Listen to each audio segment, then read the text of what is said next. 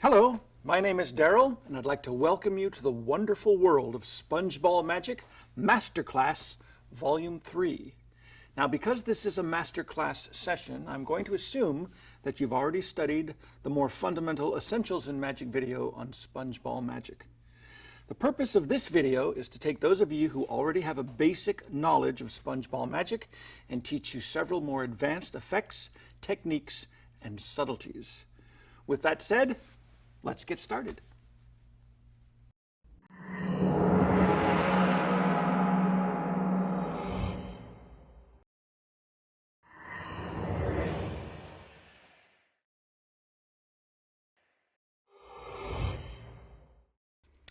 Here's a nice way to start a Spongeball routine. You just pick up a drinking straw from a table and just like that, you get ball from straw.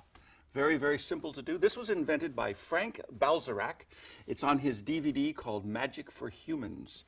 Very simple. You just take a sponge ball. In this case, I have a 2-inch regular sponge, not a super soft sponge. You hold it in the finger palm of the right hand. That's it. Hold a drinking straw in the same hand. And to do the actual production, your right hand needs to be right at the end of the straw, the bottom end of the straw like this. So when you blow, you don't want to open your hand exactly, that would give it away, but just kind of blow and open it just enough to get the wind from the straw to blow the sponge onto the table. Here's a little subtlety. You could start with it on this hand, transfer it as you roll up your sleeves. That's a good thing. And then when you're ready, just like that, ball from straw.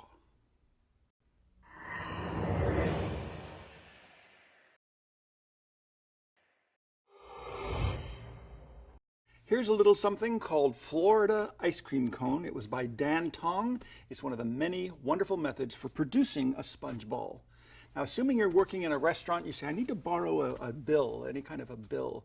You borrow a 1 or a 5 or maybe even 100. You take the bill like this, you say, oh, that's perfect. All you're going to do is just roll it into a cone, do a little magic like this, and inside you find a sponge ball. Now, a nice thing about this is you leave the bill on the table, you do your magic, and at the end when you say goodbye, chances are pretty good they'll say, oh, just keep it. So here's what you do. You start with a 2-inch sponge ball, assuming that's the size you want to use, in your right coat pocket. You borrow the bill, but start by saying, I need to borrow something, and you just steal the ball right out of your pocket.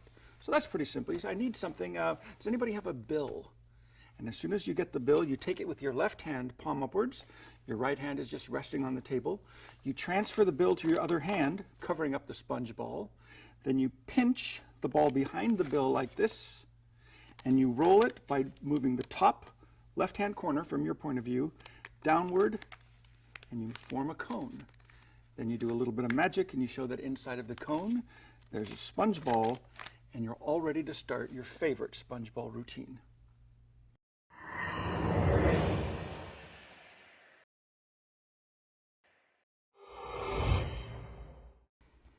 Here's a lovely little production idea by Mark Leverage. I've never seen anybody do this, but the idea is you take a sponge ball like this, you fold it, snap your fingers, boop, and a second ball is produced just like that. Very simple. You have one ball hidden in your right hand in the finger palm. The left hand is displaying the one ball that's on the table, and all you do is this. You pinch it with your left thumb and first finger on the left side of the ball. You take it into your right hand, secretly adding the extra ball to it. You pinch the two balls together with your left thumb and first finger. Now the audience doesn't see this, but this is what you do behind your hand. So you actually add this other ball in front of the first ball, pinch them two together like this, fold them in half, and then squeeze it. What that does is it makes a little bit of pressure, so when you release the pressure with your thumb and first two fingers, boop, the ball will either go up or out or around. With a little practice, I suppose you can aim it pretty well and do a production. This is an important tip. If you do this, make sure you use regular sponge balls and not the super duper super soft balls, and I'll show you why. These are the super soft balls, and they are so soft. It doesn't work. If you pinch two balls together like this with the super soft balls and you go like this, boop, it doesn't really spring. You really want it to spring, and yeah, that's just not going to make it. So do this, show it in your left hand, add the other one to it, fold it in half, hold them both together, snap, boop, and sometimes you can get some serious distance.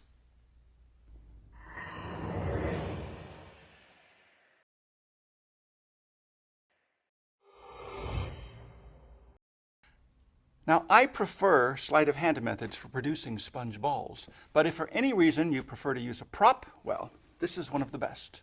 Watch closely. An empty box, empty hands. All you have to do is say the magical words, 1, 2, 3, hop! And there is the ball of mystery. This is a great prop. It's by Makami. It's called the sponge ball box. What it is it's got a little trapdoor like this. You see that trapdoor? You take a 1.5 inch ball. It's perfect size for this. You put it behind the little trapdoor, the flap. You close the flap or open it, depending on how you look at it. And the lid is designed so that if you put it on the proper way, it will keep that trapdoor hiding the sponge ball. The method is simplicity itself. You just hold the box, you lift up, and that will remove the lid, which will release the trapdoor. Now it makes a sound. So you can have the whole audience yell out, 1, 2, 3, go! Or you could use a cap gun or something. In fact, that's a great idea. So you put it in like this, you cover it like this. You could have a duplicate ball in there from the very beginning. Now how's this for an idea? You come out, you show the ball, you take the ball out, you stuff it into the barrel of a cap gun or a bang gun or a blank gun, and that covers the noise, of course. You say 1, 2, 3, and as soon as you shoot, you lift this up, boom, there's the ball. So it looks like the ball started there, you made it vanish, and visibly it reappeared in the box. Now John Mendoza, great magician, he has a wonderful idea. He does the sponge bunny rabbits, one of my personal favorite tricks. And what he does is he starts like this.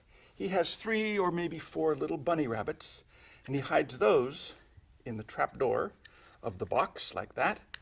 Then he takes the regular mama and papa rabbit and he puts them together inside like this. Now that sort of justifies why you have this prop. This is supposed to be like a pet carrier when you go on the airlines or something like that. So you say, this carries my little bunny rabbits. He pulls out mama and papa bunny rabbit. He does the whole little magic trick. And at the end of the mama and papa bunny rabbit routine, the spectator ends up with a whole handfuls of baby bunnies. Perfect. And then you say, oh, there's bunnies everywhere. They're multiplying like rabbits. And for the big finish, you go, oh, baby. And then you produce even more baby bunnies. So that's a nice touch you might want to add to your personal Papa Rabbit routine.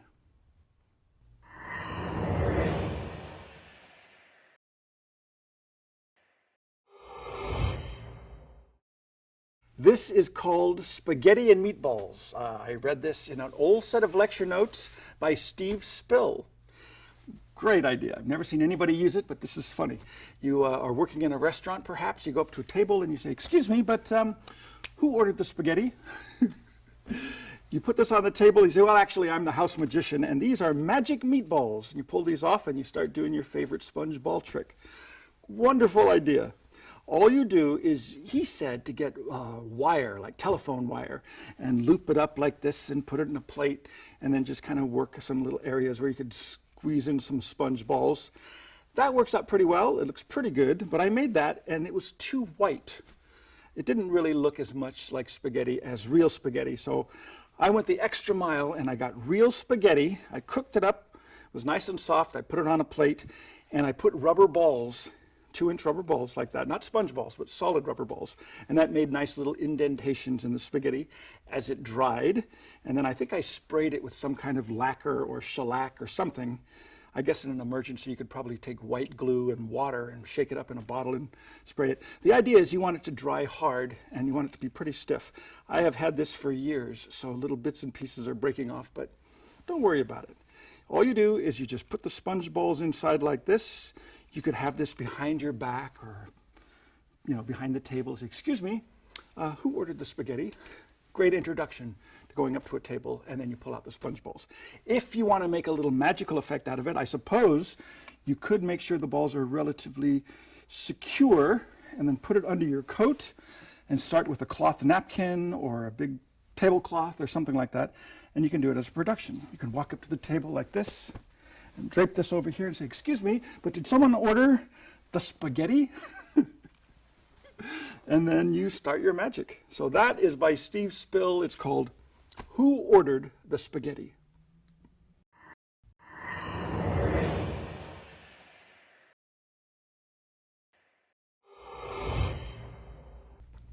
Well, let's talk just a little bit about spectator interaction. Now, I realize I may be taking a huge risk here, but generally speaking, I think that your best common sense should be your guide. Above all else, be kind and courteous to your audience. I mean, really, is it necessary for me to say this?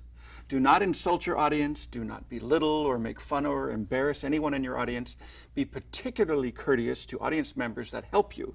I mean, after all, they're leaving the comfort of their seat to come up and help you with your performance. The very least you can do is to thank them for their assistance and treat them with the utmost respect. Do not challenge your audience. Do not put anyone in a position where they could be made to look foolish. And, well, the list goes on and on. So use your best judgment. I learned this years and years ago from the very first book of magic that I read. In fact, it's called The First Book of Magic, and I'll never forget this picture. It's still one of my favorite pictures. Right here, it says, "Do not be smart-alecky." And here's a guy, you can tell by his expression, he's being smart-alecky. And this guy's going, "Hey, you're no good." And he walks away. So don't be smart-alecky. Besides that, it's to your benefit because you'll get far less hecklers and troublemakers when you treat everyone in your audience with kindness and respect. So do whatever you can to avoid any kind of confrontation. It's not a case of you against your audience. It's you and the audience working together to experience something wonderful. Remember, you're not trying to make yourself look superior by making other people feel inferior. You're doing a good thing by sharing something amazing that they may very well remember for the rest of their lives. I think you get the general idea.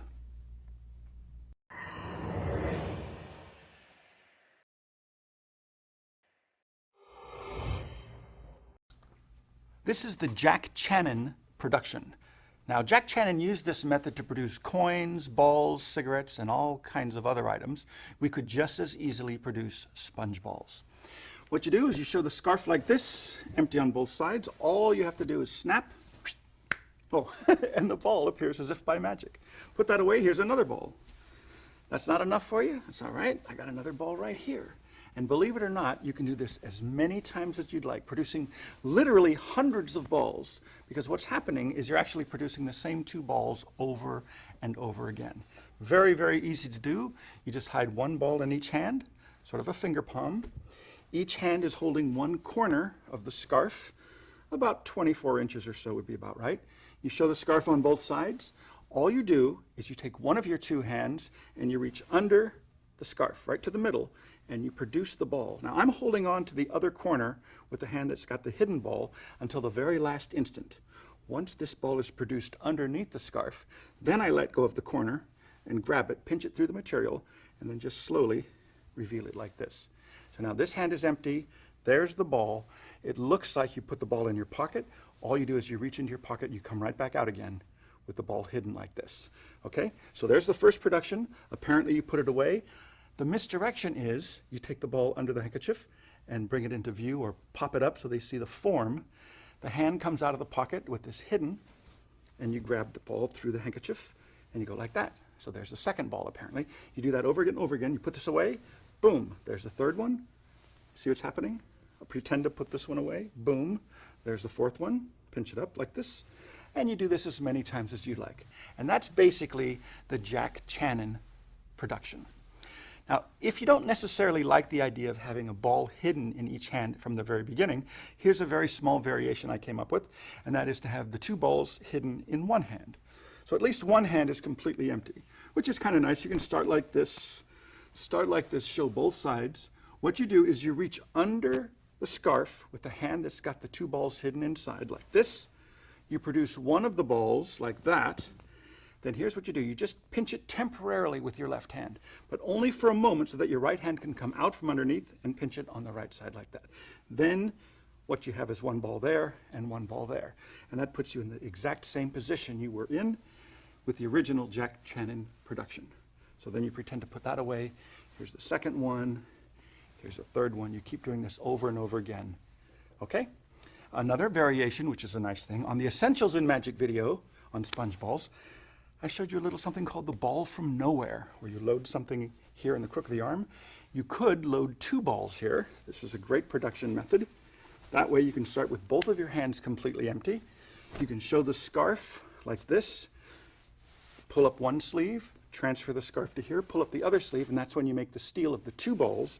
Then you grab the scarf like this, show it on both sides, make one production of one ball under the middle, and remember, like before, you just temporarily hold it just so that you can re-grip it with the other hand, and then show this. Now this hand's empty, this apparently goes away, boom. There's the second one, boom. There's a third one. Like I said, you can do this as many times as you want. Now eventually you're going to want to bring this production to a finish. Here's one of several different methods you could use. If you have several balls in your left coat pocket from the beginning, and you're doing the Jack Channon production, where you produce one ball, you pretend to put it in your pocket, produce another ball. You can keep doing this until you get to the point where one of the balls goes into the same pocket that has several balls hidden. So as apparently you put this one away, you produce another one here. I'm grabbing the entire load of balls. So you do this, the whole hand with the whole load comes out, grabs this, immediately it gets covered with the scarf, and you show this one. Then for your big finish, you could grab the entire load with your other hand through the scarf, turn the scarf over and produce these either one at a time, or you could just produce them all together like that. And that's a nice way to finish the sequence. There are many other methods. Here's another way. Let's say you put your pocket watch or anything that you want into that left pocket. You could still be doing the same Jack Channon production, but this time you do something a little bit different. I produce them one at a time and pretend to put them in the pocket. This one goes in the pocket, apparently. This one goes in the pocket. You keep doing this until you put this one away. I've just done a secret switch. So now I could produce this one, and the surprise is that's a blue ball. Say, a blue ball? Oh, that tells me it's time to stop. And you apparently don't have your watch. So you produce your watch. Anything you want to produce, you can produce using the Jack Channon production. In this case, I just took a ball of a different color, put it in my right coat pocket.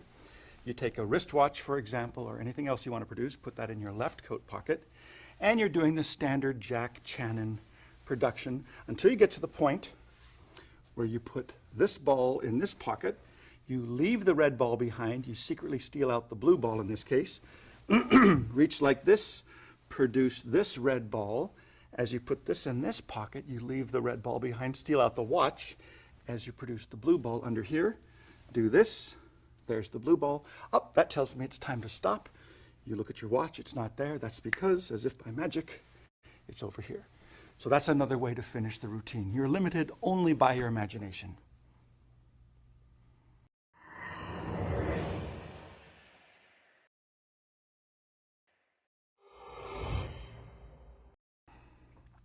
If you'd rather keep the produced balls in view instead of apparently placing them in your pockets, here's a method that will allow you to do exactly that.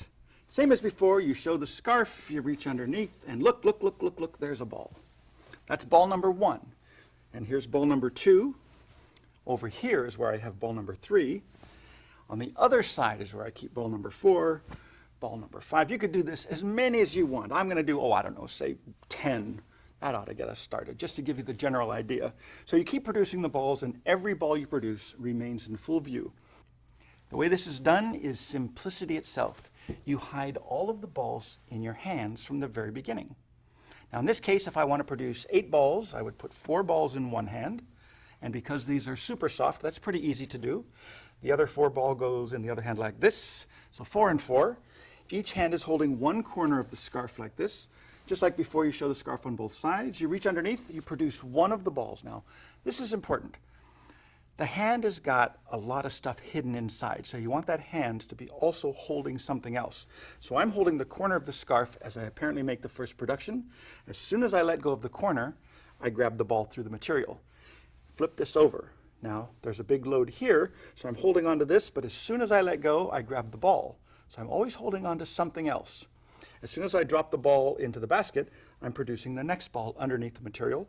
And as soon as I let go of the ball here into the basket, I pinch here and do the same move in reverse. So the rest of the balls are here. As soon as I let go of this, pick this up. See what's happening? You produce them one at a time, and the hand is always holding something else that's visible to the audience. That gives a very good effect. Okay, you keep doing this, of course, until you run out of balls. In this case, what did I have? 8? Yeah, that's number 7, and that's number 8. Voila.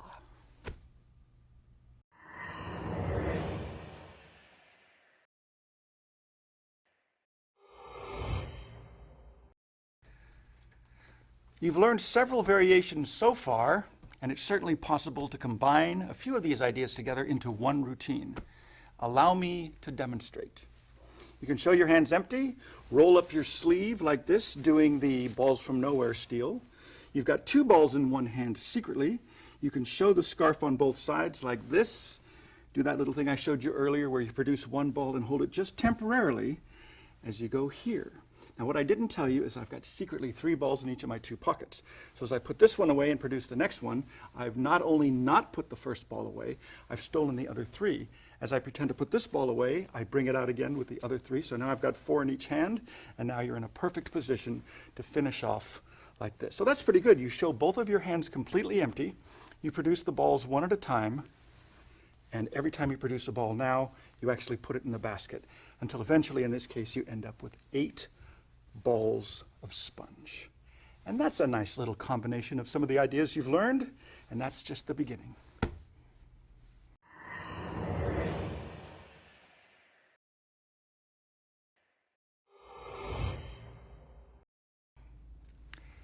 So to combine several of these ideas together, you can start with 3 balls in each of your 2 coat pockets, 2 balls in the ball from nowhere position, which is the crook of the arm. Fold a little material over like this. To justify having your arm bent like that, you could be holding one corner of the large scarf and your other hand is empty. So you start like this, hands are empty. Transfer the scarf, your left hand pulls up your right sleeve. Then you transfer the scarf back to the left hand. As the right hand pulls up the left sleeve, you make the steal of the 2 balls. So you've got 2. You would then immediately grab one corner of the scarf, take the opposite corner with the other hand, show it on both sides. Remember, your right hand now has 2 balls. That's the hand that goes under the middle. You bring one into view underneath the scarf, pinch it temporarily with your left thumb and forefinger. Your right hand comes out, regrips. Your left hand now reveals the ball. That's the first production. In the act of putting this ball away into your left coat pocket, actually you just palm it in your hand, and at the same time, under cover of the misdirection of producing the second ball, you steal the other 3. So now you've got a total of 4 balls in your left hand. Immediately pinch here, show the second ball. Now you do the exact same thing again.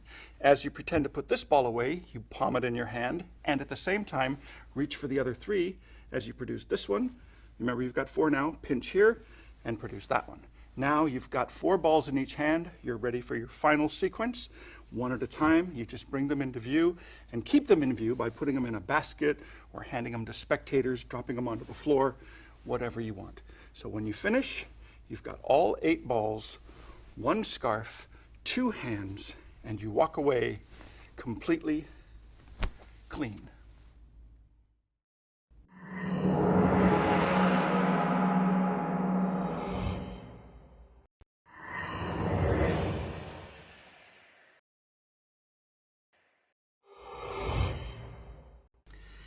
Retention vanishes are a little bit different from your standard vanishes, and that is with the retention vanish, believe it or not, the audience thinks they see the ball in the hand after the hand is closed. Now here's a good example. This is called the OK vanish because your left hand makes the OK symbol. So you say, it's okay, right hand goes in like this, close, and it's gone. What happens is the ball goes in, you close, and you hold on to it. Now you can use your middle finger and thumb or your first finger and thumb, it really doesn't matter. But here's the action. You close your hand around it, the right hand moves forward and the back of the knuckle moves against the index finger knuckle, and you just pivot it and it pulls it right out. So I'm actually just pulling it right out like this. So that's exposed. It goes like this and pulls it out. But under cover of your hand, you pull it out, the audience can't see it. So that's what you do. You show this, you go like this, you go like this, and it's gone. Or you make the OK symbol, put it inside, close it, and it's gone. Another way to do it is palm upwards. You close it, boop, and it's gone. So that's all you do. You just close it, and you pivot your right hand forward, pulling the ball out and hiding it behind your hand, like that, okay? That is the OK vanish.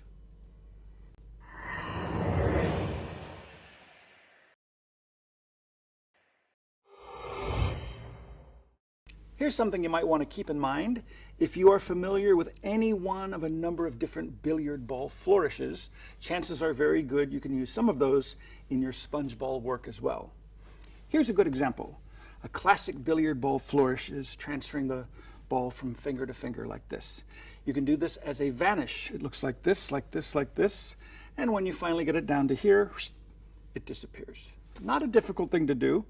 Just practice getting it from your thumb to first finger, between your first and second finger, second and third finger, third and fourth finger, and when you get it down to this position, you put it in your palm up left hand, close your fingers around it like this, the left fingers.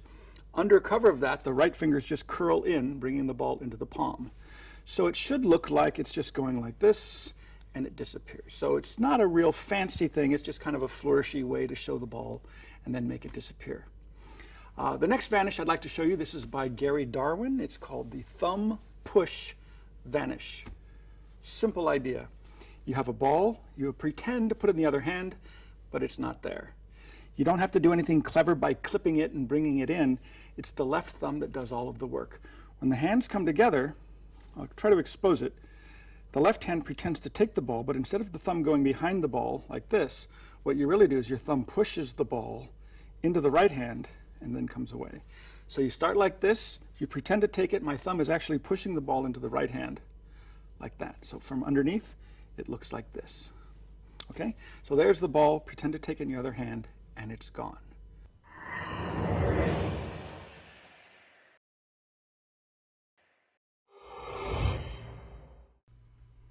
Now here's an interesting thing. It's a vanish of the sponge ball, but it's not a false transfer. You take the ball, you actually place it in the hand, and it really does go in the hand. Then you say, well, sometimes I do this, people think I might be going to slip it up my sleeve, and then you show that it's vanished. Actually, what you do is it does go in the hand, you close your left hand around it, it's there. Secretly, you work it towards the heel of the hand like this. Now remember, your hand is palm down, so the audience doesn't know it's there. You point to the hand with your other hand, your right hand, and secretly underneath you extend your little finger, you clip that ball like that. Now the justification or the logic for doing that is to say something like, sometimes people think maybe I'll sneak the ball up my sleeve. That's when you steal it. But to make sure I don't do that, I'll pull my sleeve back like this. Another thing you could do is you could use a magic wand or a pencil or a chopstick or something to tap the hand and wave and then show that it's vanished. Now if you have a purse frame, you get an extra bonus effect. You start like this, you tap the back, you do this, and then you make the ball vanish. After the vanish, you can reproduce it from inside like that.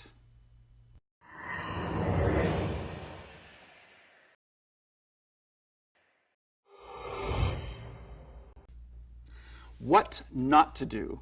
This is tremendously valuable information. Basically, in a nutshell, don't do anything that looks unnatural or suspicious.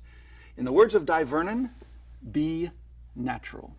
Now, even if your audience doesn't know what you did, they will suspect that you did something tricky if you did anything unnatural. Remember, there's a big difference between not knowing how you did something and knowing that what you did could not be done. That's what makes it look like magic. Also remember not to confuse your audience. Once again, Di Vernon, he was famous for saying, confusion is not magic. Your audience should have no doubt that what they believe they saw is absolutely impossible. That's crystal clear. That's what makes it look like real magic.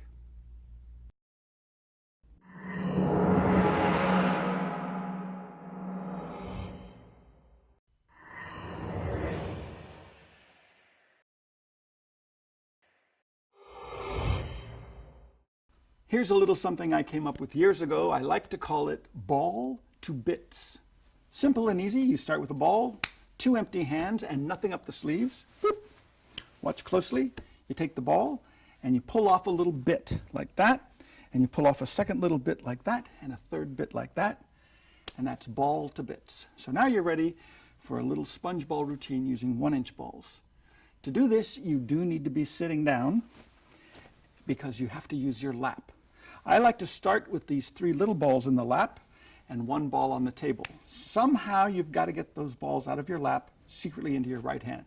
Slidini would do this and just rest. Now, how do you bring your hand out from underneath? You can't just hope nobody's looking and do it quickly. So you use a little misdirection. One method is to pull up your sleeve. That's a good thing. Actually, it's even better to do this. Rest. Hold the ball in your hand first, your left hand. Pull up your sleeve with your right hand, which now has the balls hidden inside. Now you can transfer the ball to the other hand, pull up that sleeve. That's even more subtle. So now you show the ball in the fingertips of the left hand. Now you've got the 3 little balls in the right hand. What you're going to do is actually sort of a spellbound kind of move, a switch. You're going to pretend to pull off 1 bit from the 2-inch ball, but what you really do is you completely switch the contents of each hand. So as the right hand takes a bit from the left hand, you actually thumb palm the entire ball from the left hand and leave all 3 of the balls from the right hand as you pick out 1 and put it down on the table. So the other ball is here, the full ball, the 2-inch ball. As soon as that goes down, all the attention's there. Your hand comes back to the edge of the table, rests, and lets the 2-inch ball drop.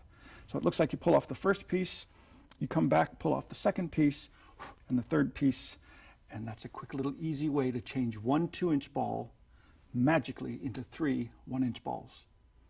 Ball to bits.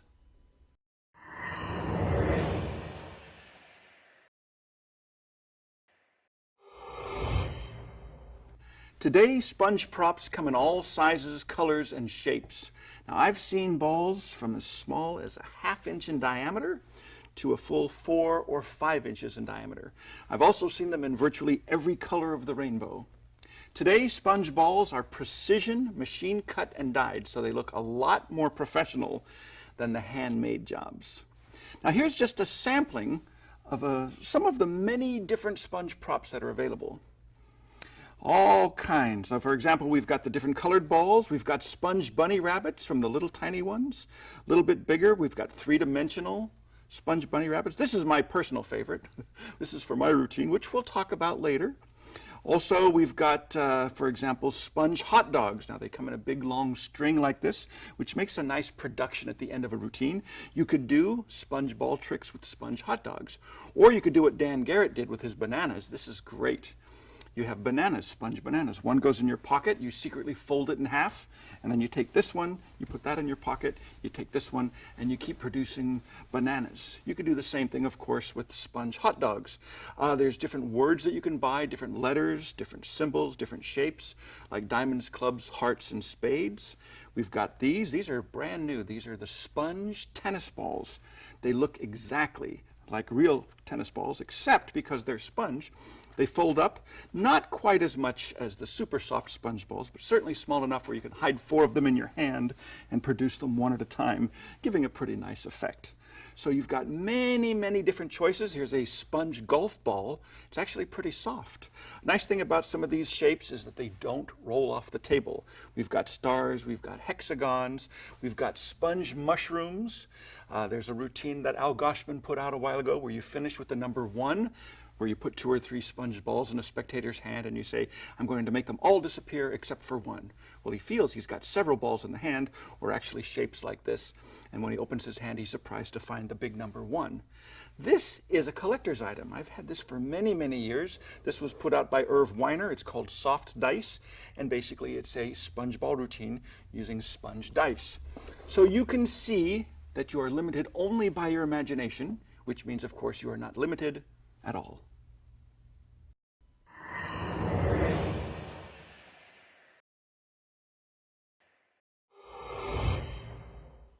This is Flight of the Sponge Ball by Gary Darwin. Start clean enough. It's just a little mystery with the sponge ball, 2 hands, and the idea is to pull up the sleeves and to make the ball jump from one hand to the other. Watch closely, just a little magic. It jumps from here to here. That's it. Quick and easy. You use 2 sponge balls and a thumb tip. This is a nice way to vanish a sponge ball. So you start with the thumb tip in your left coat pocket, 2 sponge balls, and for this one I like to use the 1.5 inch size. They go in the right pocket. So your hands are clean at the beginning. Both hands go into the pockets at the same time. Secretly, you put the thumb tip on your left thumb in your left coat pocket as you bring out the 2 balls posing as 1 in your right hand. So it looks like your hands are empty except for just 1 ball, but that's really 2 balls, remember, squeezed together. So you bring them out like this. In the act of pulling up your right sleeve, your left thumb curls inwards. You pull off the thumb tip as you pull up your sleeve. Transfer 1 ball across to the top of the fist. Remember, the thumb tip is now hidden inside the fist.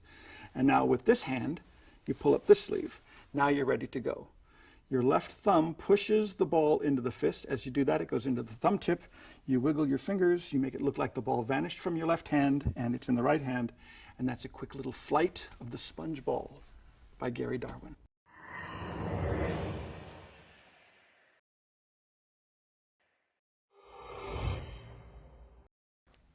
Big Ball and Little Ball by Laurie Ireland.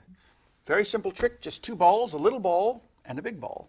Hence the name. The little ball goes here, the big ball goes here, a little rub, and a transposition takes place. You have the little ball here. In this hand, it looks like the little ball, but if I pull it out a little bit more, you'll see it is actually the big ball. There you go. Pretty simple. 1 simple false transfer and then a secret loading technique. Any false transfer will work. I just do the simple version.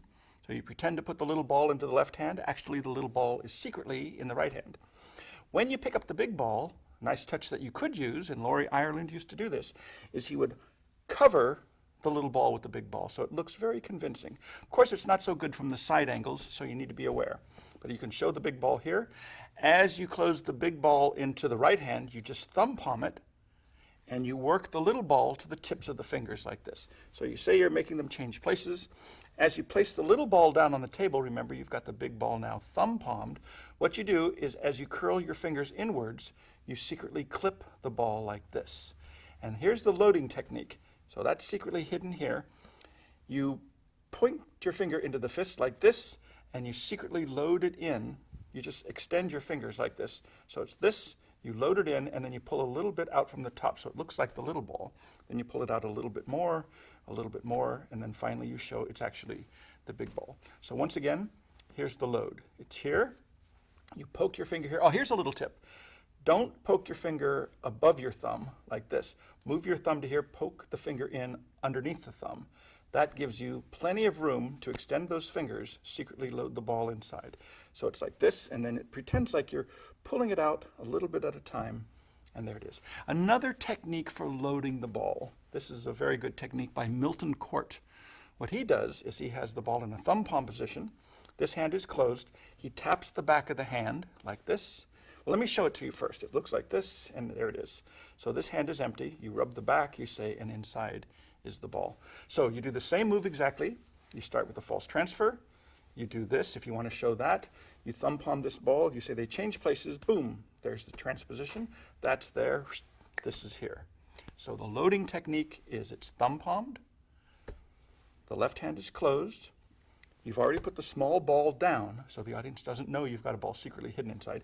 You put your fingertips on the back of the left hand.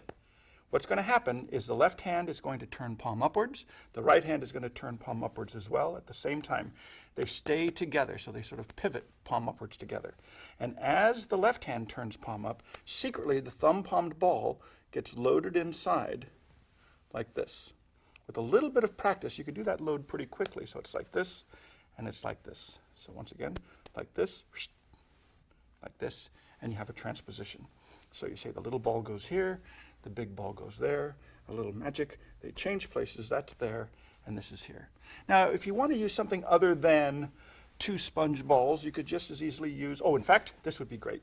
A big sponge ball and a smaller, different colored star, for example. Same technique exactly, except you probably wouldn't use this show. You just do a false transfer here, pick this up, thumb palm it, that goes down, this goes here, and they've changed places. So that's called Big Ball and Little Ball by Laurie Ireland.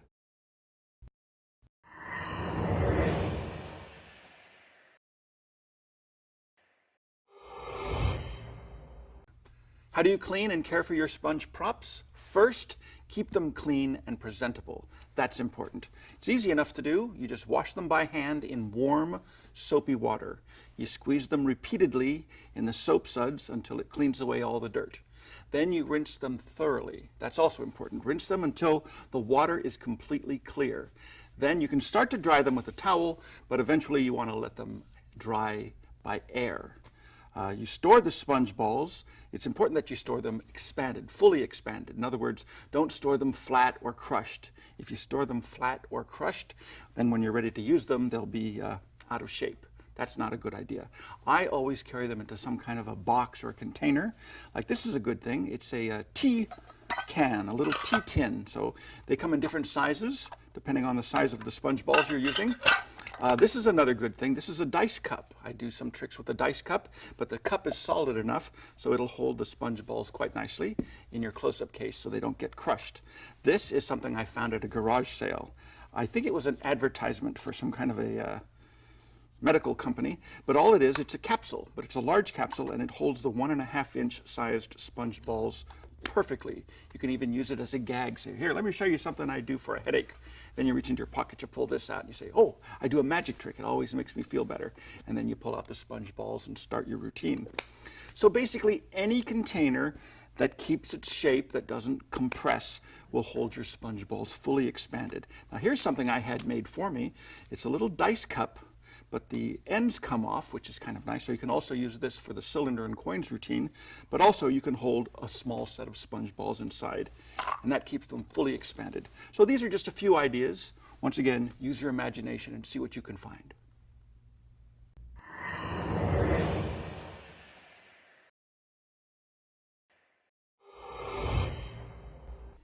This is the original Albert Goshman routine. For those of you who didn't know this, Albert Goshman was one of the masters of sponge ball magic. He's the man who started manufacturing them. Well, he didn't start manufacturing them, but he certainly made the best sponge balls in the business. So here's the routine. The hands are empty. He'd start to have a little pocket book. He'd call this a pocket book. Oh, that's a pocket book. That's what he would say. But inside, he would keep a few balls of sponge. And it's with these balls of sponge, I'd like to show you a little mystery. Now this will represent the spectator's hand. What happens is Albert would say, put your hands out to a lady, both hands. One ball goes in each hand. And he says, look, I'll hold this one in a tight fist. You hold this one very tightly. And he places it in her hand. Then he does a little magic like this, like that. This ball vanishes. It flies through the air invisibly. And she's amazed when she opens her hand to discover 2 balls inside. So that's basically all there is to it. Now from there you say, look, you hold them both this time. Hold them both. You've got 2 for you. And I'll take the third ball like this, a little vanish, hop, and once again it's gone. The spectator opens her hand. Inside, all 3 balls, and that's all there is to the entire basic Al Goshman routine. It's a good routine. It's very simple to do. One of the nice things about it is it uses both basic methods for doing the sponge ball trick. Basically, there's 2 ways to do the sponge ball trick. To get a ball in a spectator's hand, one is you can do the false transfer first into your hand, apparently, but it's not there, it's here. And then in the act of giving one of the balls to the spectator, you secretly give her 2. So that's how you get the ball from your hand to her hand. The disadvantage to this is that you've got to do the false transfer first. So they don't actually see the ball here, and then you hand her this one. There's advantages and disadvantages to both basic methods. The advantage, of course, is you don't have any extra balls to conceal. You start with 2, and that's all you use. So you do a false transfer here, you pick up this ball, place it in the spectator's hand, your ball disappears, there's 2 balls in her hand. That is good. The other basic method is to use an extra ball that the audience does not know about. This is hidden in the right hand. So now you say 2 balls here. Forget about this one. This one's not even involved just yet. 2 balls. You would give the ball to the spectator first, secretly adding the extra ball. So now the spectator's holding 2 balls, but they don't know it. Then this ball is still in view, apparently the second ball. Then you do a false transfer like this. It's gone, which is great, and then it lands inside their hand. This is stronger in some ways. The disadvantage, of course, is you have an extra ball that you need to either get rid of or keep concealed. One of the nice things about the basic Al Goshman routine is it uses these 2 techniques, or these 2 methods, together in one routine. So this way, the weakness in one method is canceled out by the strength in the other method, and vice versa. So the setup is 3 balls go into one pocket, the left pocket, 1 ball in the right pocket, and the purse frame could either be in the right pocket, which is where he used to do it, then later on in his career he started carrying it in his cummerbund. The misdirection's the same regardless of where you keep it. So remember, this is the spectator's hand. You start by showing your hands empty. You're looking for something. You're looking for your pocketbook or your purse frame. Secretly, your left hand gathers all 3 balls, scrunches them together. The right hand comes out first. That's the misdirection. A fraction of a second later, the left hand comes out. You put the purse frame here, you open your hand, and you pull out the sponge balls, either one at a time or all 3 together. Albert used to do this where he'd put his pocketbook against the table. I was never a big fan of leaving the hand flat against the table and just reaching out and pulling them all out. But this is just a personal choice. You decide which method you think is best. One thing that you could do that's kind of nice is to have all 3 of the balls secretly in your hand. Bring out this purse frame, pull out 1 ball, and then maybe a second ball. Then you can close the purse frame like this, put it down with your empty right hand. The audience doesn't know you have an extra ball here. And just in the act of putting the 2 balls off to the side, you've done a little bit of a shuttle pass. This is a very clever move. I don't think I've ever seen this written up, but I've used this on several occasions. You've got the ball here. Just in the act of picking up these 2 balls, you finger palm this one, you hide this one in your right hand, you produce the one in your left hand, but you do it at the same time as you pick these 2 up. So when you place them there, your left hand, which used to have a ball concealed, is now empty. Your right hand, which used to be empty, now has a ball concealed. So the idea is you produce the 2 balls. This hand is empty. You pick these up, you show them, place them down. Then, as an afterthought, you pick up the frame, put it in your other hand, and take out the 3rd ball. It's just a nice little touch. So at this point, you have 3 balls on the table. The spectator's hand, and the purse frame, you leave it on the table. This is important. This will serve for misdirection, for making a steal a little bit later. You have the spectator open their hands, 1 ball in each hand. You say, I'll take this one. You do any kind of a false transfer. You pick up the 2nd ball and you put it in their other hand. The spectator holds it. They don't realize that they've got 2. So now you do the magic, you make your ball disappear, it flies through the air invisibly, and when the spectator opens her hand to see 2 balls inside, that's very strong misdirection. All the attention is there. That's when your right hand casually puts the purse frame away in your pocket. Don't do a big thing like this. I am putting the purse frame away now. It's completely done on the offbeat. All the attention is on the spectator's hand. You just put this away, and as you put it in your pocket, you steal out the extra sponge ball. So now, you still have 3 balls, the 2 balls the spectator has, the 3rd ball's on the table. Nobody knows except you that you've got a 4th ball concealed in your right hand. Here's what you do now. You say, you hold them both this time. I'm going to try to sneak one out. You could say that because that gives the spectator incentive to hold the 2 balls apparently even more tightly. Of course, they really have 3 now. Now that you're done with that, you take the final ball, you do any kind of false transfer, you make it disappear, and now the spectator opens her hand, and sure enough, they've got all 3 balls, and that's the end of the basic Al Goshman sponge ball routine. I call it the basic Al Goshman routine because that's how he did it for years and years, but he's been doing sponge balls for so many years that later in his career he added a few improvements, and that's what I'd like to show you now.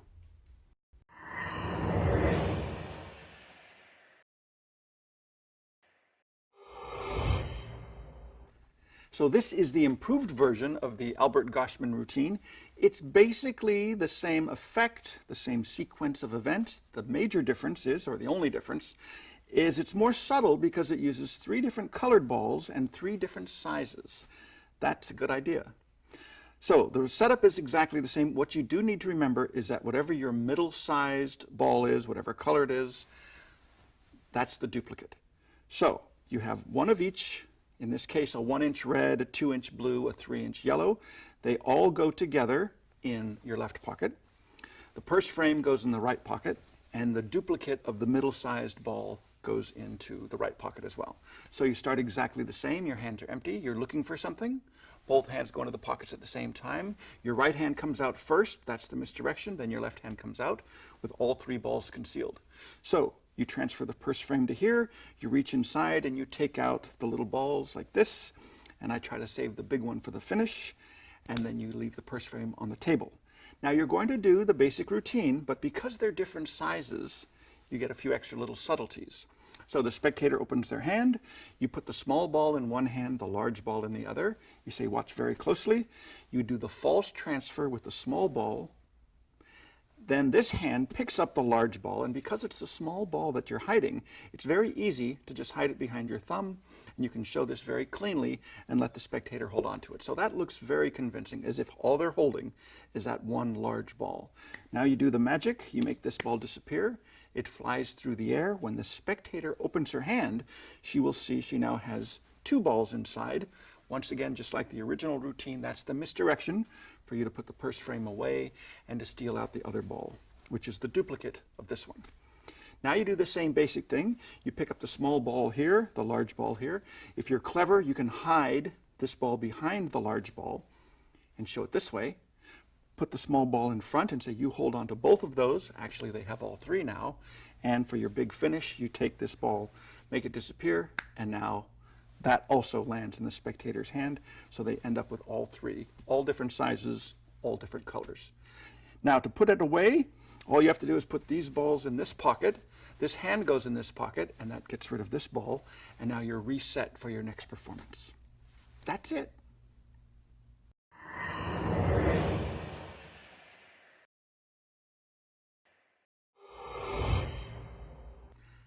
This routine is called Where Did All of the Sponge Balls Come From? It's by John Jensen, and it's from his book Professional Sponge Ball Magic Tricks Volume 2. The setup is simple, the routine is direct, right to the point, and it's always ready to go. All you do is you reach into your pocket, you pull out a couple of little balls, in this case little 1-inch balls. You can have them examined if you'd like. And then when you start the routine, you say one goes in this hand, one goes over here. You hand it to the spectator. They hold it tightly. You make your ball vanish. It flies through the air invisibly. The spectator looks inside, and sure enough, they have both balls, and that's it. No, that's not the end of the routine. You say, let's try it again. Let's try it again. You hold this one very tightly, but this time to make it more difficult, I'll put this ball in my pocket. Make the ball fly from my pocket all the way to your hand. The spectator opens their hand, and now they've got two. That's a pretty good trick. But then you say, sometimes I do this. People think maybe you and I are working in cahoots. We're working as a team. It works with anybody. How about you, sir? You hand the balls to somebody else. They hold them tightly. You do the magic this time. You say, oh, did I give you both balls? Big mistake, because one's a male, one's a female, and you know what happens when they get together? They open up their hand and ho-ho! They have a whole family of balls of sponge. Another nice thing about this, you get the surprise finish, but also when you're done, you just gather them all up, you put them in your right trousers pocket or your coat pocket, and you're reset automatically. Very simple. So like I say, the setup is you just carry a whole bunch of small little sponge balls in your right pocket. You could work out of your coat pocket, but I would rather save my coat pockets for routines that really require coat pockets. For this, you just put them in your trousers pocket. You reach in, you pull out two, you lay them down on the table, and you're ready to start. You can have them examined if you wish, that's up to you. But when you're ready to start the actual magic routine, you do your favorite false transfer. So it's really here, they think it's there. You pick up this ball, squeeze the two together, let the spectator hold it very tightly. You do your magic, it disappears, it flies through the air in the spectator's hand.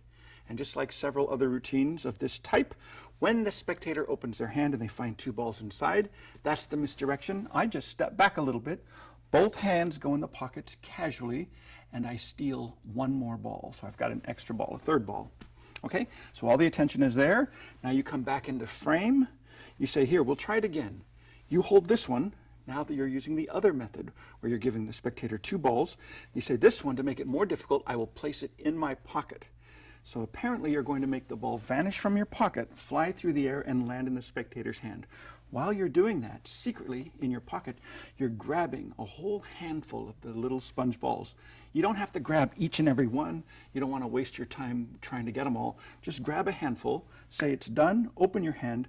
As soon as the spectator opens their hand, they've got two balls. That's another big surprise. Your hand casually comes out of your pocket, but this time with a whole load. Okay?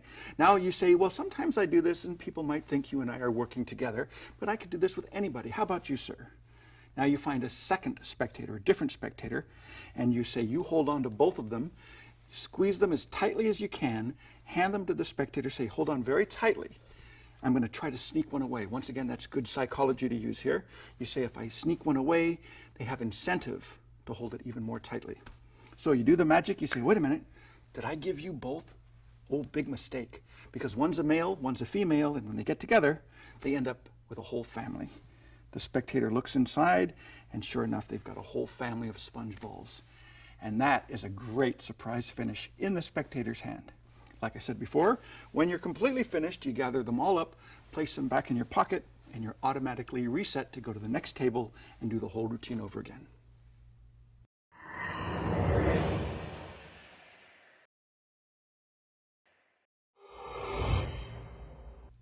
This routine is called the 50 Sponge Balls, and it's by Matt Schulian. I learned this from Martin Gardner's Table Magic. It's a book by Martin Gardner, page 127. Now this is Matt Schulian's finish to the classic comeback balls effect. You start with 3 balls in 2 hands. The idea is very simple. 1 ball in the hand, 2 balls in the hand. The 3rd ball goes in the pocket. But if you squeeze, you have 3 balls back in the hand. That's the comeback balls effect. You do it again. Ball number 1, ball number 2 goes in the hand, ball number 3 goes in the pocket, but if I squeeze, boom, the 3 balls return, like that. Now I always place the balls in my left hand. If you try it with the right hand, ball number 1, ball number 2, and ball number 3 goes in the other pocket, you squeeze, you end up with a lot of balls. Lots and lots of balls. Now you can have up to 50. In fact, what I do is I put about 30 or 40 in one pocket, 30 or 40 in the other pocket, and I just grab as many as I can. Let me show you what you do. You start with about, like I say, 30 or 40 in each pocket. Both hands go into the pockets at the same time. I try to finger palm 1 in the right hand, and then I get 1 visibly, and the left hand pulls out 2 balls. So this is how you reach into your pockets and you pull out 3 balls, like that. Secretly, you have an extra one here. I think that's a little bit easier than trying to do it this way. One that I finger palm, then I grab 1, a second one, and a third one, and then you bring them out with 1 hand and you put them down with 1 hand, hoping to keep 1 concealed. It's just easier to use 2 pockets, 2 hands, grab 1 in a finger palm, grab 1 visibly, and go down like this. Okay, so you have 3 balls on the table. Unbeknownst to the audience, you have an extra one concealed. You pick up ball number 1, squeeze the 2 together, place it in your left hand. Pick up ball number 2, place it in your left hand. Pick up ball number 3, pretend to put it in your pocket, but you keep it in your right hand. So as soon as your hand goes in your pocket, you do your magic and you show you've got 3 balls there. That's the misdirection for casually bringing this hand out of your pocket. So you're ready to repeat the trick. So many ways to do this trick, it's ridiculous. If you want to do this move a row kind of utility switch, you can do that. So you show 3, you can just pick up all 3 and put them over there. That's a way of secretly transferring the hidden ball from one hand to the other. I like this technique. I think this is good. In this case, all you do is you finger palm the ball that's on the far left with your left hand as you produce the ball from your right hand, and you pick up the whole row and you move it like that. So you need to somehow get the extra ball into your left hand. And that's just one of the many ways to do it. If you do it this way, a nice touch is you can show the balls very cleanly, put it on top of the fist and poke it in with your finger. That's number 1, that's number 2, ball number 3 goes into the pocket. You can do this many, many times, but 2 or 3 times is plenty. As you put the ball in your pocket, grab as many as you can. The misdirection, as soon as that goes down, your hand comes out, but now you've got a big load of balls like this. Now, you change hands. That's what makes this so easy to do. You take ball number 1, place it on top of your fist. Now your right hand has to be closed because it's holding a big old bunch of balls. So you make advantage of that. You take advantage, you put this here, poke it in top. You take the second one, poke that in the top like this. The third one you put into your left pocket. Now here's a little extra bonus.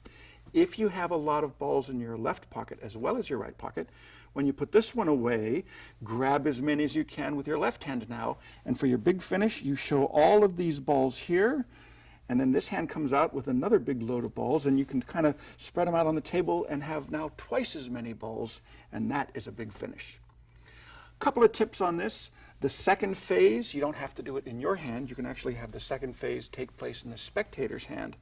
That's a good idea. It's even stronger misdirection. So you would start in this case, 3 balls here. You do the false transfer move like that if you want to.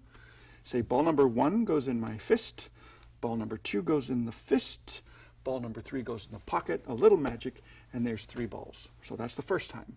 in your hand. Second time, you do it in the spectator's hand. You say, let's do it again. This time you take 2 balls. You're actually giving the spectator 3 balls. They don't know that. You take the 3rd ball, put it in your pocket. You say, I snap my fingers. Take a look in your hand. When the spectator opens their hand, that's even stronger misdirection for your right hand to come out with the load of small balls. And then you finish as before. You say 1 goes here, number 2 goes here, this one goes in this pocket. If I squeeze, boom, there's all these balls here. In fact, boy, that must be, what, 50, 60, 70, 80 balls of sponge for your entertainment pleasure. One more little tip, you don't have to grab all of the balls in your pocket. Just grab as many as you can, as quickly as you can. That's the important thing. If you, for some reason, you don't want to finish with a bunch of small balls, you can just as easily steal a big jumbo ball. So the effect in this case would be all of the balls melt together into one big giant ball. And that's how you would finish the routine.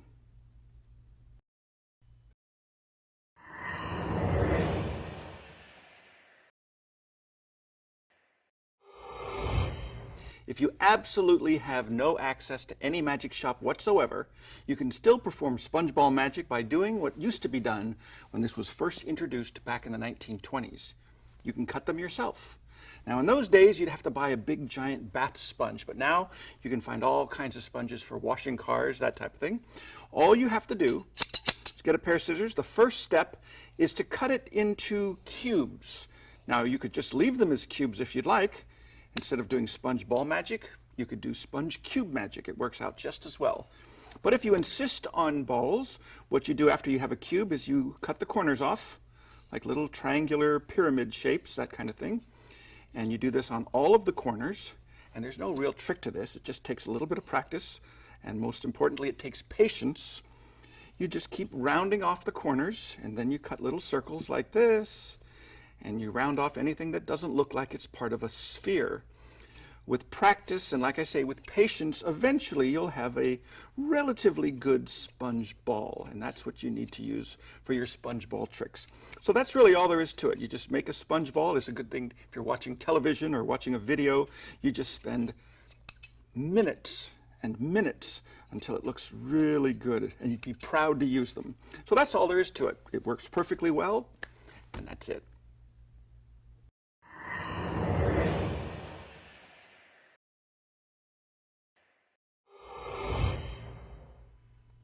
Papa Rabbit hits the big time. It's a wonderful little sponge bunny rabbit routine by Daryl. It works wonderfully well, particularly for non-magician audiences. Let's take a look. As you well know, some magicians produce birds, some magicians produce rabbits. I give you a choice. I do. What would you rather see, a bird or a rabbit? A rabbit. A rabbit. Watch. I already got a bird. Yeah. I rub the hands together. Look. What'd you say, a bird? Oh, no. A rabbit. It's not too late to change your mind. Wait. A rabbit. Ladies and gentlemen, a little rabbit. Isn't that the cute? Oh! Now you might have wondered, what would I do if you would have said bird? Not what you're thinking. I would have gone like this, ladies and gentlemen, a little bird. Isn't that the cutest thing you ever... Oh! So we have a little bird, a little rabbit, 2 empty hands, nothing up the sleeves. Now, as you all know, birds fly, whereas rabbits don't. Oh, yeah, they hop, yeah. Watch, the bird goes here, the rabbit here, a little shake. The bird flies invisibly over to here. The rabbit hops across to here. Now I've got the rabbit over here, the bird here. Ladies and gentlemen, isn't magic wonderful? Yeah. All right. That's a good deal. Oh, sorry. That's a good deal. I mean, that's great. Whoa. It's good to... Oh, shit. Sorry. Sorry. All right. Wait. We'll start again. Wait. Yeah. Fooled you the first time. All right. It's okay. By the way, this little hokey thing does not denote the quality of the magic to come. It's a simple trick. That's cute, though. Yeah, I agree. You hold them this way, they look like little bunny rabbits. You turn them this way, and like that, they look like little birds. Wow. But for the rest of the demonstration, we'll call them little rabbits. They look the same, however. They're like this.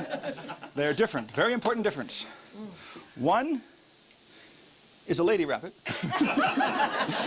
and one's the gentleman rabbit.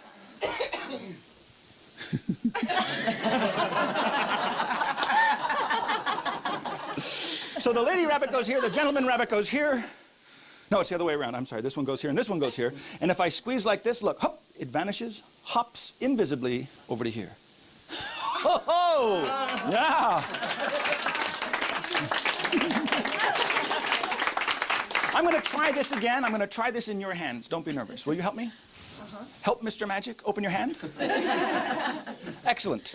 I'd like you to hold on to one of the two bunny rabbits, but you have a choice. You can hold on to the lady rabbit or the little gentleman rabbit. I want the lady. Wise choice. My personal favorite as well. Hold on to the lady rabbit and a tight fist squeeze her. Show her no mercy. Turn your hand over.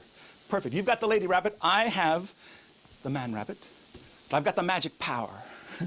The magic power of damnation. Watch. Go like this. Like that. Did you feel the magic? All right, excellent. Which one did I give you, the lady or the gentleman rabbit? The lady. The lady rabbit. Turn your hand over, open your hand, take a look. Ladies and gentlemen, you now have the gentleman rabbit. I've got the lady. They've changed places. It's a beautiful, beautiful thing. Beautiful.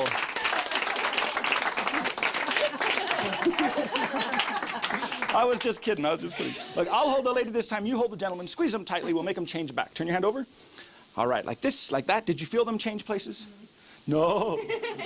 I was messing with you again. This time they didn't change places. What happened instead was this one disappeared. Flew through the air invisibly and it landed inside your fist. Turn your hand over, open your hand, take a look, ladies and gentlemen. Absolutely. Oh, man. Look. Oh, I'll tell you what, hold them both. In a tight fist, hold them both. I'm going to try to sneak one away, and I give you a choice. Which would you like to have me remove, the lady or the gentleman rabbit? The gentleman. Wait a minute. Big mistake. Did I give you the lady and the gentleman together? Do you have any idea what happens when you have a lady and gentleman rabbit together in a dark, cozy, lonely place like a tightly clenched fist? Any guesses? You better open your hand before it's too late. We got a million of ladies and gentlemen. Oh, my God. Oh, man. Oh, man, look. Oh. You know how that works? Oh, you guys. They're exposing the secret. Knock it off. Stop it.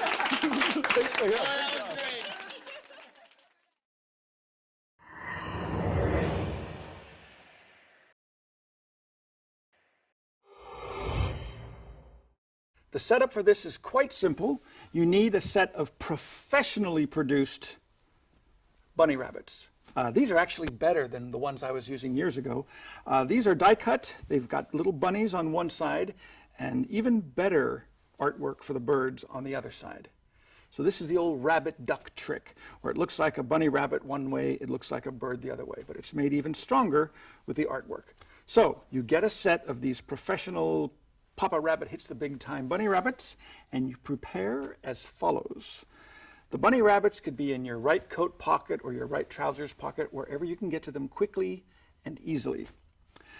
These rabbits, you have one turned one way, one turned the other way, and both of them are placed in the old ball from nowhere position, like that. Now you have the bowl, which is going to act as the spectator's hand. Of course, that's not part of the regular routine, but I'll just use it for explanation purposes. So your hands are empty. You say some magicians produce rabbits, some produce birds. As you pull up your sleeves, of course, you make the steal. I give you a choice. What would you rather see, a rabbit or a bird? Whatever the audience says, you bring your hands together, you rub them together like this, and you say a rabbit, sure enough, and you show one of the two sponges as the animal that they select, in this case, the rabbit. You say, well, if you would have said bird, I simply would have rubbed my hands the other way, and I would have magically produced a bird. Now you show the second sponge as the other animal. That's it. Now this is important. The way they're laid on the table is so that one looks like a rabbit, one looks like a bird, but when you pick them up, you roll them over in the process. So I say, rabbits hop, birds fly. Watch closely. As you pick up the rabbit with your right hand, you roll it over like this. And the reason for rolling it over is now when you put it down, it's already turned the other side up. Okay? So you say, rabbits hop, that goes here, birds over here, do a little magic, they change places. Now the bird's here and the rabbit's there. That's the transposition. You're ready to do it again. You pick it up the same way, roll it over, you do your magic, and apparently they change back. Now here's the fun part. I usually bump into the table or accidentally knock it over and pick it up, putting it the wrong way. So I've got two rabbits. It's easier to knock over the bird because it's upright. And sometimes I just bump the table. That's even more subtle. But you knock it over, you put it up the wrong way, and you continue talking. Somebody's going to notice. And when they do it, that's where the fun begins. Oh, oh, oh, and you get flustered. So you, excuse me, and you do this. And then, hey, wait, you did something wrong. And then you get flustered even more, and you turn it that way, completely exposing the secret. Of course, that's all part of the fun. So once the audience kind of gets wise to how it's done, and sometimes it takes a few moments, but eventually you say, well, okay, you know, I was going to explain it anyway. It's just a simple little trick. Put them this way, they look like bunny rabbits. Turn them over, show the other side like that, they look like birds. That's all there is to it. But for the rest of the demonstration, we'll call them rabbits. They look the same, but there's a very important difference. One's a lady rabbit, one's a gentleman rabbit. One's a male, one's a female, or one is mama, one is papa. Then you say, pick a rabbit, whichever one they pick. You pretend to put it in the other hand, but you just do a false transfer. Any false transfer will work. So you say, I'll hold this one here. Oh, in fact, I usually do it once where I don't do the false transfer. I say, I'll hold mama here, papa here. And then I pause it. Oh, no, it's the other way around. Papa goes here, mama goes here. That's when you do the false transfer, on the off beat. So then you say, you do this. This one gets lonely, hops across invisibly, and joins papa. Or mama and papa love to be together because they're in love. So they go together. Now you get the spectator involved. You say, which would you prefer to hold, mama or papa? It doesn't matter which one they say. What I'll do is pick it up, the one they select, transfer it to the other hand, say, hold it tightly. And you actually give it to them. So they are actually holding one bunny rabbit. Okay, you haven't done anything. This is a testing sequence. Say, I'll hold the other one. I do the magic like this, like this. Did you feel the magic happen? Usually they'll say no. Say, well, which one did I give you, mama or papa? If they say that you gave them mama, you say, open your hand, take a look. Now you have papa. I have mama. They've changed places. Thank you. Thank you very much. Always good for a yuck. So it's a kind of a phony transposition. You say, wait a minute, did you feel them change places? You didn't feel them change places? Well, that's because you were not holding it tight enough. You've got to hold it very, very tightly. I like to tell them you'll feel the rabbit dematerialize from within your fist, and then the other rabbit slowly takes its place. It's a wonderful sensation. Let's try it again. I'll hold mama, do the false transfer this time. You hold papa, squeeze them both together, so the spectator has two. I'll do it again. Did you feel them change places? They'll say no. The reason you did not feel them change places, this time they did not change places. This time this one vanished, hopped through the air invisibly, and landed inside your fist. Once again, tremendously strong misdirection. The spectator opens her hand. She will find two rabbits inside. Under cover of that surprise, you step back, both hands go in the pockets, and you steal out the bunny rabbits from your right coat pocket. Come back into view, say, I'm going to try it one more time, but this time the most difficult way of all. I'm going to give you both mama and papa together. As you do that, you actually put all the bunny rabbits with mama and papa together in the spectator's hand. You say, and I'm going to try to sneak one away. This is good psychology, remember. If you hand the mama and papa together and you claim that you're going to sneak one out of their hand, they have incentive to hold it very, very tightly, which is exactly what you want. So you say, I'm going to take one out. Not only will I remove one of the two rabbits, I will give you a choice. Which would you rather have me remove, mama or papa? Of course, it doesn't matter what they say. You say, wait a minute. Did I give you mama and papa together? Oh, big mistake. Do you have any idea what happens when you have mama and papa rabbit together in a dark, cozy, lonely place like a tightly clenched fist? The audience always knows. They yell out, oh, they have babies. They have bunnies. Something like that. And sure enough, the spectator opens her hand. She's got mama, papa, and a whole family of bunny rabbits. And that's all there is to Papa Rabbit hits the big time.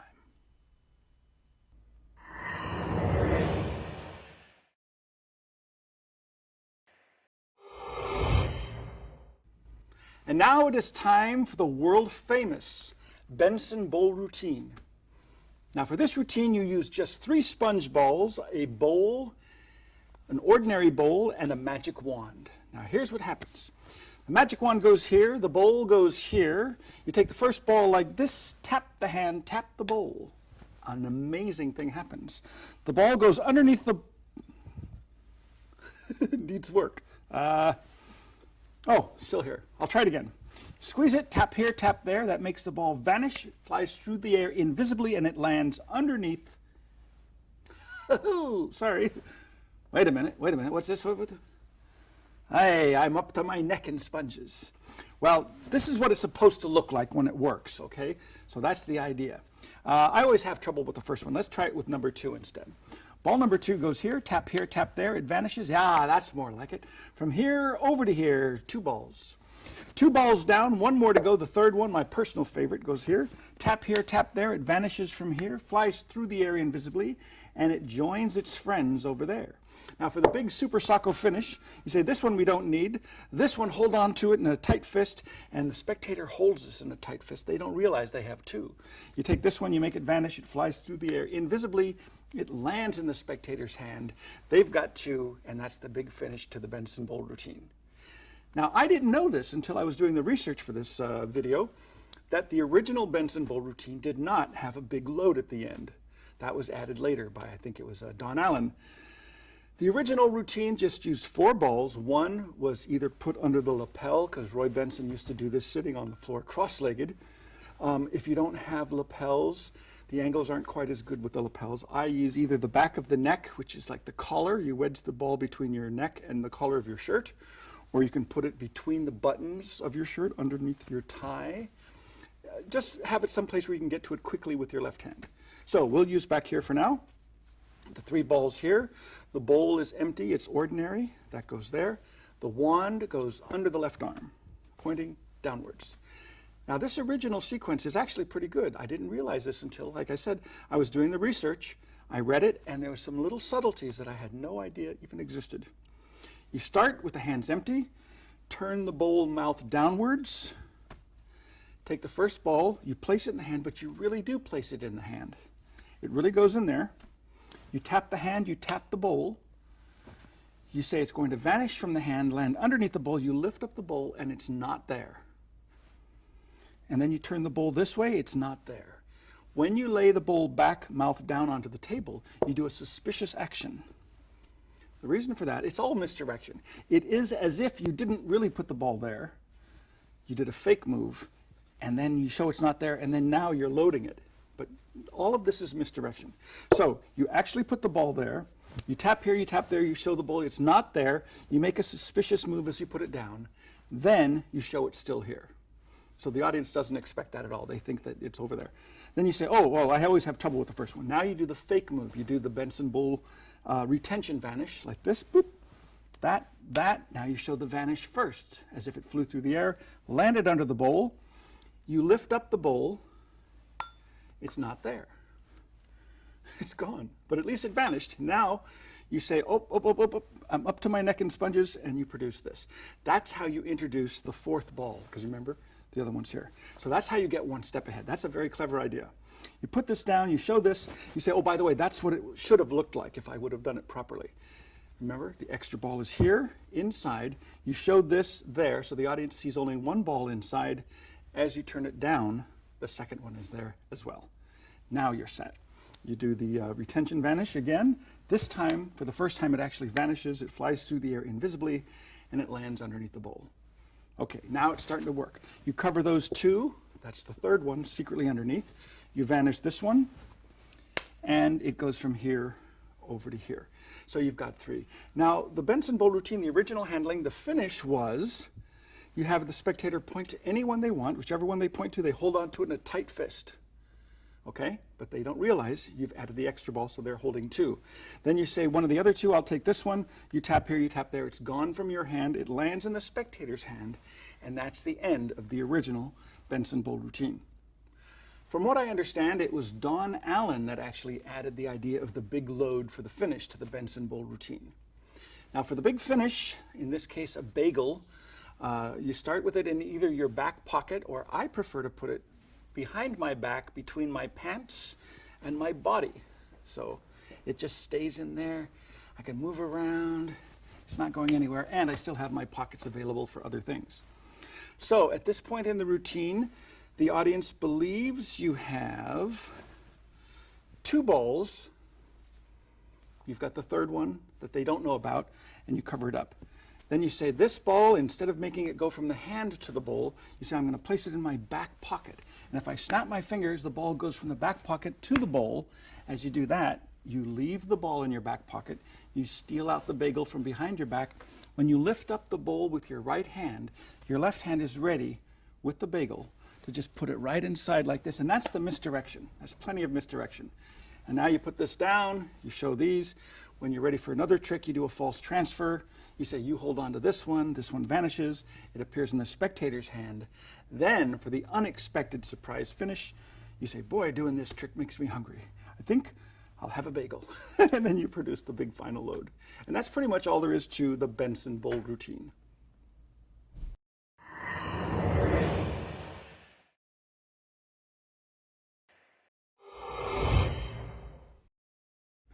Well, there you have a lot of great sponge ball magic to practice and perfect. If you liked what you've learned, remember, we have additional master class titles on this subject as well. You have just learned several of our valuable secrets, but remember, this is just the very first step. The rest is up to you. Go out and practice until you can perform these techniques flawlessly and without having to think about what you're doing. Remember, with a thorough understanding of the principles involved and with proper practice, even the simplest tricks could look like real magic. Good luck.